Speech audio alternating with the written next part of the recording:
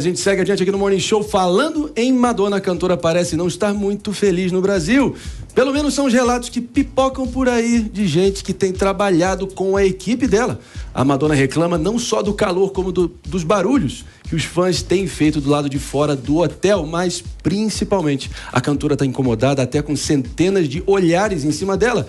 Será que poderia ser diferente? Mas será que a Madonna tem certa razão, talvez? Será que as pessoas estão sem noção demais por causa da internet? Achando que são mais íntimas umas das outras do que de fato são?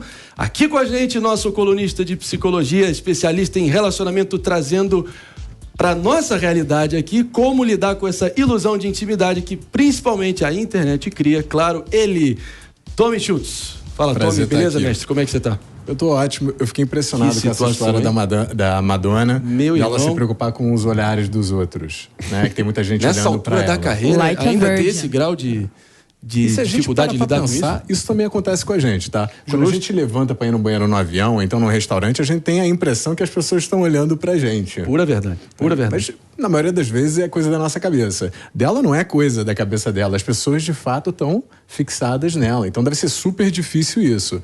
Mas é a questão de... essa é a vida dela, de fato. Jesse Peixoto, qual foi tua reação vendo uma estrela desse tamanho, a história que ela já tem, consagradíssima, ainda ter esses poréns, esses dedos aí, cheios de dedos, e essa dificuldade de lidar com o assédio que era natural, né? Ainda mais para um show grátis que vai atrair as pessoas em massa. Eu amo pop, mas eu posso ser cancelada na minha próxima frase. Cuidado. A Madonna está sendo insuportável. Ei. Insuportável. Aquela cara de desgosto, infelicidade, está no Rio de Janeiro, testando, fazendo o prep lá toda de máscara, né? Então, eu acho que...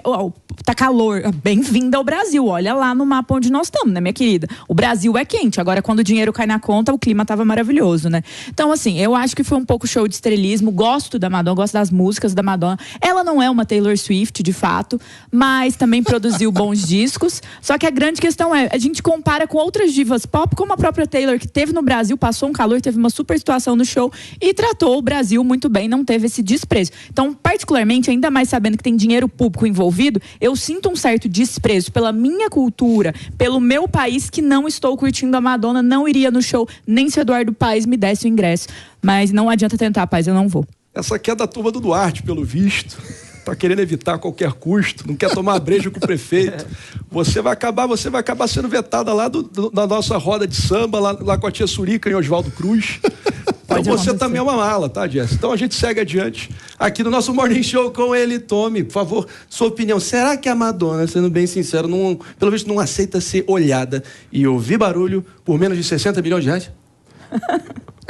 Eu acho que é um valor justo. Eu aceitaria. Vocês não aceitariam, não? Eu aceitaria. Fica difícil negar. O problema é quando vira, na verdade, um extremismo, onde a gente encontra pessoas obcecadas, pessoas com transtornos mentais. Mas quando não tem esse exagero... O John Lennon se deu mal.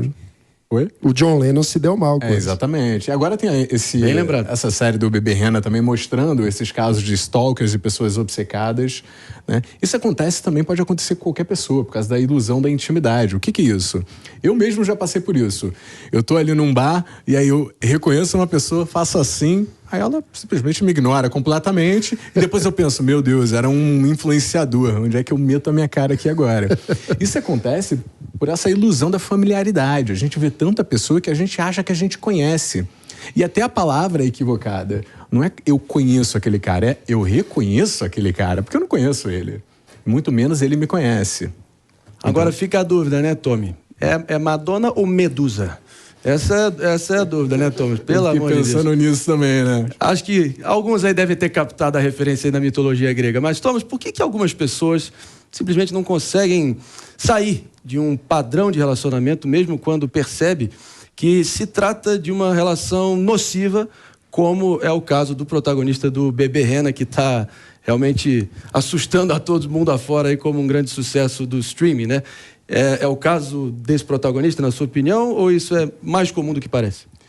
Olha, isso é mais comum do que parece. Um dos motivos por isso acontecer é por causa da familiaridade. Eu sei que é bizarro falar isso, mas ele cresceu num ambiente onde teve muitos traumas, ele passou por muita dificuldade, como é documentado ali no seriado, e assumir ali aquela postura, voltar para casa do cara que, enfim, faz aquelas coisas com ele, é voltar para familiaridade. Você vê que quando ela começa a se afastar dele, ele começa a ficar incomodado, como se estivesse faltando algo. E em relacionamentos, vamos trazer pra gente, em relacionamentos, a gente vê muitas pessoas que são viciadas por caos. Então, quando elas entram num relacionamento no qual existe um pouco mais de estabilidade, não tem aquela emoção intensa, ela tende a sentir falta daquela emoção, daquele caos.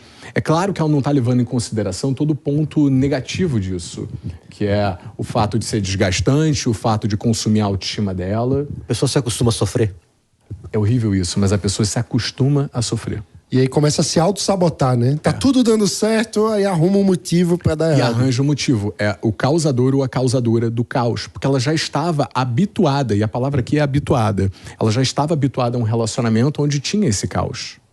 E quando ela entra num relacionamento morno, ela não dá conta, parece que falta alguma coisa. Isso é inconsciente, não é consciente. As pessoas não fazem isso querendo.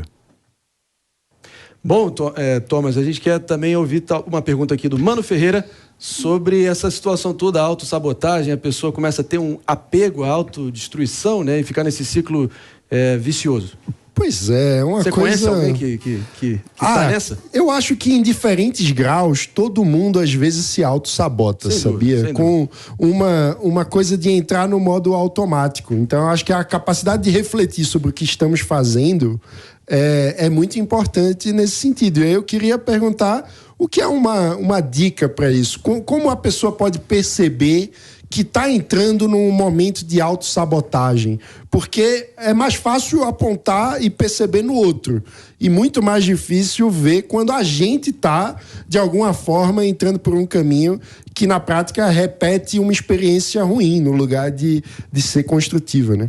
Mano, você falou uma coisa exata que é, quando a gente está passando por aquilo, a gente não reconhece. Se tem uma dica, tem. Pergunta para um amigo seu e para uma amiga sua. Conta a história e pergunta a opinião, porque ele está de fora, ela está de fora, vai te dar um viés completamente objetivo e racional. Como a gente tem o nosso lado emocional que influencia a nossa percepção do que a gente está vivendo, a gente fica completamente enviesado, a gente só vê aquilo que a gente quer ver.